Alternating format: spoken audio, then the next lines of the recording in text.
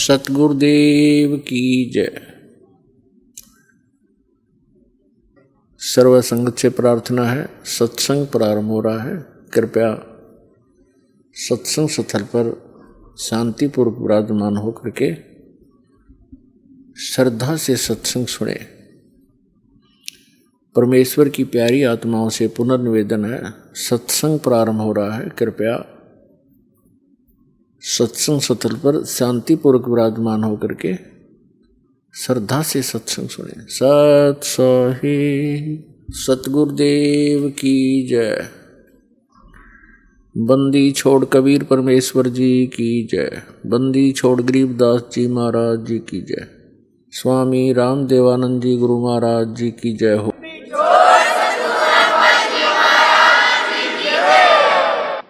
गरीब नमो नमो सतपुरुष को नमस्कार गुरु की नहीं।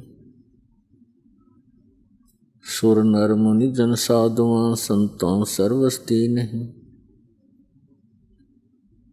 सतगुरु साहेब संत सब डंडो तुम प्रणाम।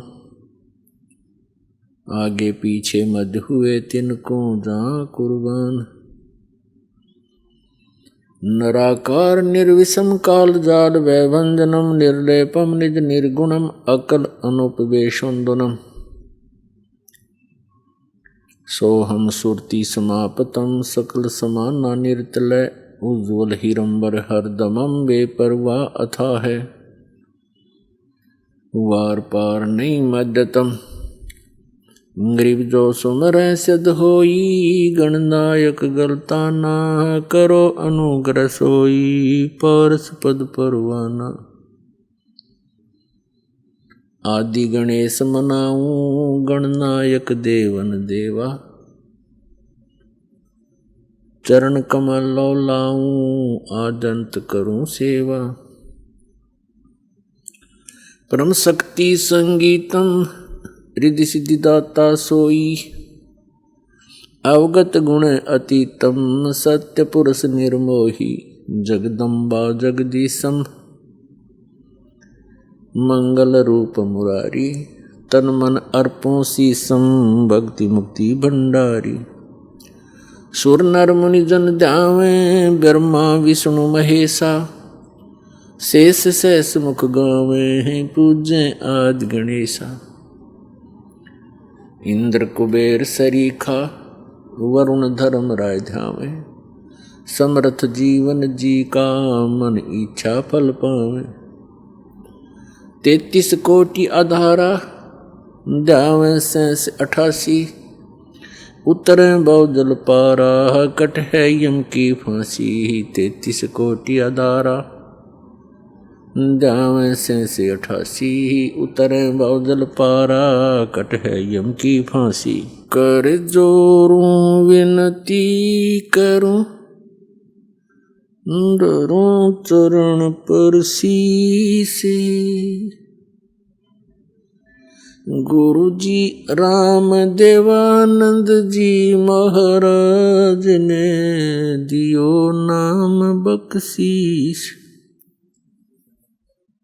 कोटि कोटि सिजदा करूं कोटि कोटि प्रणाम।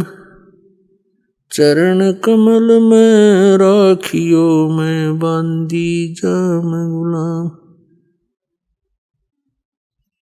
कुत्ता हूँ गुरुदेव का रामपाल दास का नाम।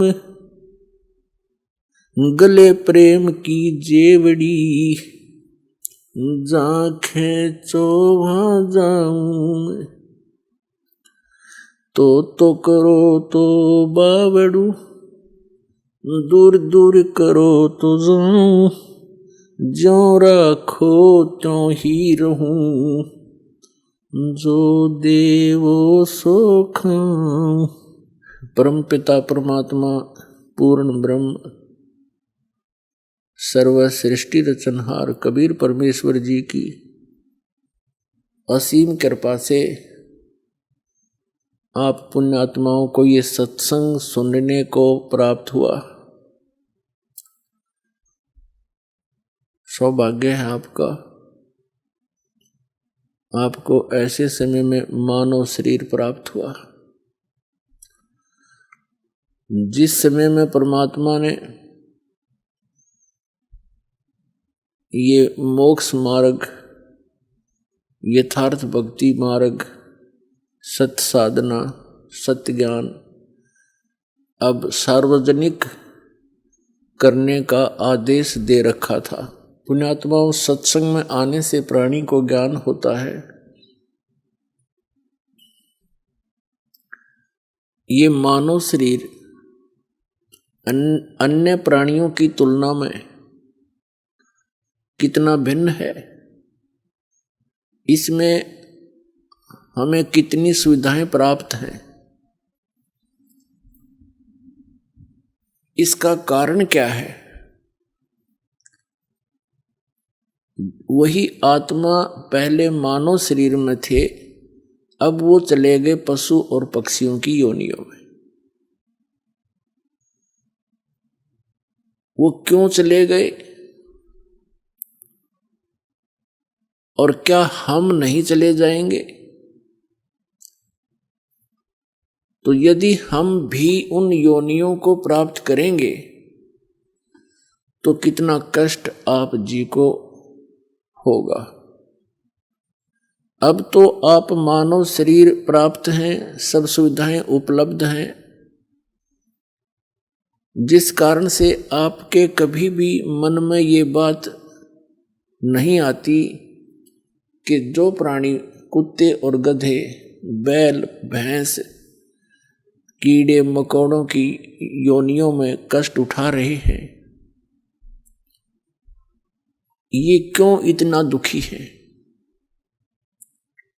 हमने एक साधारण सी, सामान्य सी सोच बना रखी है कि ये तो कुत्ते गधे सूअर तो ऐसे ही दुख पाया ही करते हैं, और हम आगे चल पड़ते हैं, अपने विचारधारा को कहीं और ही सेट कर लेते हैं।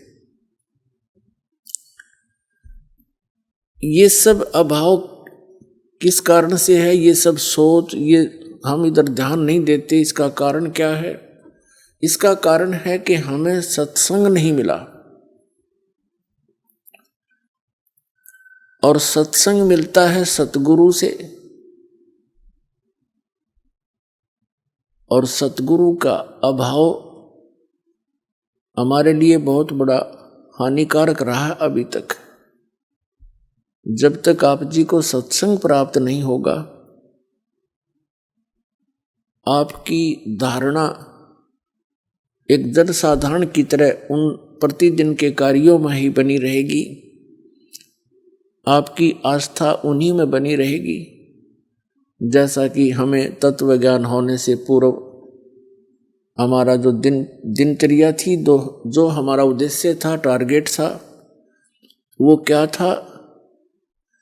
बच्चे थे, शिक्षा ग्रहण करेंगे, अच्छी पोस्ट प्राप्त हो जाएगी, विवाह हुआ, संतान होगी, इनको पाल पोस देंगे, इनका विवाह कर देंगे, बस फिर हम बेशक मर जाएं, हमारा काम पूरा हो गया। इतना ज्ञान था हमें। मानव जीवन का क्या इतना ही कार्य था? ये तो पशु पक्षी भी करते हैं और मनुष्य से ज्यादा प्यार से करते हैं। एक बंदरिया अपने बच्चे को सीने से लगाए फिरती है, उछल कूद मचाती रहती है। एक चिड़िया अपने बच्चे के, एक पक्षी अपने बच्चों को आहार खिलाता है, पहले जंगल से उन अपने मुख में भर के लाता उनके लिए, और अपने मुख से निकाल कर उनको देता है। इतनी ममता उनके अंदर भी है। और यही कर्म अगर मनुष्य का था तो फिर क्या फायदा से मनुष्य जीवन को इतनी सुविधा देने का? इसका मूल उद्देश्य कुछ और है जो आपको सत्संग से पता चलेगा, और हमें भी फिर सत्संग से पता चला। जो भक्त आत्माएं अन्य संतों के पास जाते हैं, वो भी सोचते हैं कि हम सत्संग सुन रहे, ये उनकी बहुत बड़ी भूल है। उनके पास सत्संग नहीं है। दास ये कहे कि इस ब्रह्मांड में, 21 ब्रह्मांड में, इस दास के अतिरिक्त वर्तमान में किसी के पास सत्संग नहीं है। तो ये बात भले ही भगत समाज को खटके एक बार, लेकिन ये सत्य से परिपूर्ण है।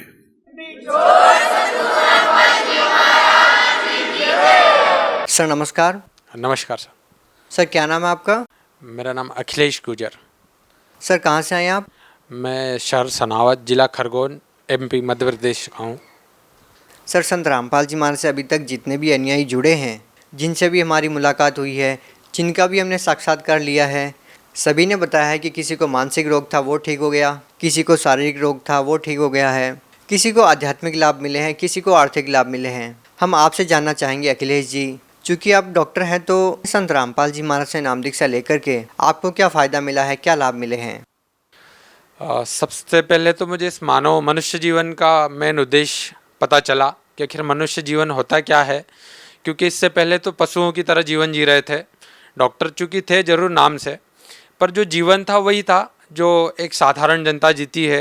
नशा करना, दोस्तों के साथ घूमना, और परमात्मा जी की शरण में आने से सबसे पहला और सबसे बड़ा लाभ मुझे जो मिला कि जैसे ही मेरी मानसिक संतुलन थोड़ा गड़बड़ हुआ और मुझे लॉस हुआ धंधे में, उसी दौरान मेरी शादी हो गई थी। तो शादी के 5-6 साल बीत चुके थे और मेरे घर श्रीमती जी को जो भी गर्भ धारण होता था उसमें दिक्कत आ जाती थी। मैंने अच्छे अच्छे डॉक्टरों से संपर्क करा। मेरे पास में इंदौर जैसा बड़ा सा शहर है, वहाँ के जो फेमस डॉक्टर थे मैंने उनसे भी मुलाकात करी। तो वो लोग यही बोलते थे, ऐसी प्रॉब्लम आजकल आम बात हो गई है और कुछ नहीं, अगली बार फिर से आप थोड़ा ध्यान रखिए, प्रिकॉशंस रखिए, आराम करने दीजिए। ऐसे जो भी मेडिकल टर्म्स के हिसाब से जितने भी रूल्स होते हैं वो सब मुझे बता देते थे और मैं उनके अनुसार फिर अगली बार सारे नियमों को फॉलो करता था, पर कुछ भी लाभ नहीं हो पा रहा था सर। वाइफ के साथ 3 बार ऐसी घटना चूँकि हर 6 महीने साल भर के अंदर हो रही थी, तो मेरा विश्वास उठ गया था मेडिकल लाइन से कि डॉक्टरों से ही सब कुछ नहीं हो सकता है, क्योंकि कहीं ना कहीं डॉक्टर भी भगवान के आगे सिर झुकाता है। तो डॉक्टर सब कुछ नहीं कर सकता, भगवान भी कोई चीज़ है। और मैं संत रामपाल जी महाराज की शरण में जा चुका था, तो मुझे ऐसा लगा कि कहीं ना कहीं संत रामपाल जी महाराज की दया से ही कुछ आगे बढ़ सकता हूँ। उसी बीच मेरा एक विचार भी हो गया था, जब उनकी मैं पीड़ा देखता था ऐसे समय में, तो मेरा विचार हो गया था कि अब मैं ये इस टाइप की कोई भी चीज़ नहीं चाह रहा हूँ बच्चे जैसी। अब मैं किसी भी गरीब व्यक्ति के बच्चे को, या जिसके पास ज़्यादा बच्चे, या कोई अनाथालय वहाँ से एक बच्चा अडॉप्ट कर लूँगा, क्योंकि बच्चा चाहिए क्यों, सिर्फ मनोरंजन के लिए, आगे चल के वो आपकी सेवा कर सके, ऐसे इसी सुविधाओं के लिए बच्चा चाहिए। तो मैंने ये विचार किया कि किसी गरीब व्यक्ति का बच्चा अडॉप्ट कर लूँगा। और मैं श्रीमती जी से बार बार बोलता था कि एक कोई गरीब परिवार देखेंगे और अपन बच्चा ले लेंगे। तो मुझे बोलती थी कि नहीं, कभी खुद का भी बच्चा होना चाहिए, मैं भी माँ बनना चाहती हूँ। तो इस बीच बरवाला की घटना हो गई, और चूंकि बरवाला की घटना के बाद सभी चीज़ छूट गई थी, दूर हट गए थे थोड़ा सा। और मुझे आज अच्छे से याद है कि वो दिन 31 दिसंबर 2014 का था। रात का समय चल रहा था, मैं और मेरा मित्र हम लोग बैठे थे ऐसे घर पर ही, चाय के साथ हंसी मजाक चल रही थी, और वो अपने घर चले गए, मैं अपने घर पे रेस्ट कर रहा था। इतने में सुबह सुबह करीब 4 बजे मुझे एक सपना सा आया, और वही सपना सेम भक्तमती मेरी वाइफ को भी आया। हम दोनों को ऐसा एहसास हुआ कि कहीं ना कहीं हमारे कमरे में बंदी छोड़ संत रामपाल जी महाराज जी आए, और एक अचानक सी हल्की सी लाइट का एहसास हुआ और एक शांति फील हुई। तो वैसे मेरी आंखें खुल गई करीब 10 मिनट बाद, और मेरी वाइफ की भी आंखें खुली। हमने एक दूसरे से देखा और पूछा कि आपको कुछ दिखा? मैंने बोला हाँ मुझे भी कुछ दिखा। और बोले कि क्या दिखा? तो मैंने बोले पहले आप बताओ। उन्होंने बताया कि भाई मुझे रामपाल जी महाराज जी के दर्शन हुए। मैंने कहा मुझे भी सदगुरु रामपाल जी महाराज जी के दर्शन हुए। वो दिन था भगत सर, और आज का दिन है कि बंदी छोड़ परमात्मा संत रामपाल जी महाराज की दया से दास के पास एक 2 साल की गुड़िया है, और इतनी सुंदर है कि कोई भी देखता तो बोलता है यार ये आपकी गुड़िया नहीं हो सकती। बिल्कुल ही सुंदर सी, हेल्दी सी है, और उसको कभी अभी तक 2 साल हो गए मुझे डॉक्टर के पास अलग से नहीं ले जाना पड़ता, क्योंकि मैं भी एक डॉक्टर हूँ, पर चूँकि बच्चों के भी डॉक्टर रहते हैं तो मुझे कहीं ऐसा ज़रूरत नहीं पड़ता कि मैं जैसे कहीं ले जाऊँ। हल्की सी सर्दी जुकाम होती है और मैं बोलता हूँ थोड़ा सा रामपाल जी महाराज जी ने कुछ दया बख्श रखी, प्रसाद के रूप में, कुछ चरणामृत के रूप में वो देते हैं, और वो खेलने लग जाती है। जब मुझे इससे लाभ हुआ तो मैं खुद आश्चर्य रहा, और मैं जनता से भी यही प्रार्थना करूँगा कि आप खुद अंदाज़ा लगा सकते हैं कि मैं एक डॉक्टर होने के बाद निराश हो गया था, और मेरी कोशिशें फेल हो रही थी, तो मुझे बंदी छोड़ संत रामपाल जी महाराज की दया से ये लाभ प्राप्त हुआ। बहुत बहुत धन्यवाद। सत साहिब जी।